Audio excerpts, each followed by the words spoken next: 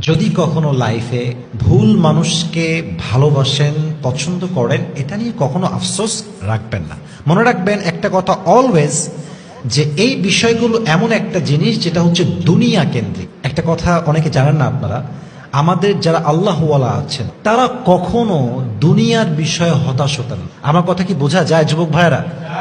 তারা অলওয়েজ হতাশ হতেন এমন বিষয় যেটা আখিরাত কেন্দ্রিক। এটা আমি কালকে শুনলাম। ইভেন এটাও আসছে যে নবীরা, সাহাবীরা কখনো দুনিয়ার বিষয়ে হতাশ কখনো হন না। সুবহানাল্লাহ পড়বেন না আপনারা সবাই? হ্যাঁ, মানুষের মনে একটা আঘাত লাগতে পারে, ভেঙে গেলাম, জীবন আর চলবে না। No, it's not like that. Even আল্লাহওয়ালা যারা আছেন তারা দুনিয়ার বিষয়ে হতাশ হতে লজ্জা পেতেন। কি পেতেন যুবক ভাইয়েরা? যে আমি একজন আল্লাহর বন্ধু হয়ে দুনিয়া নিয়ে হতাশ কেমন করে হতে পারি? কারণ দুনিয়া তো এমন একটা জায়গা, আল্লাহ তাআলা বলছেন ওয়ালাল আখিরাতু খায়রুন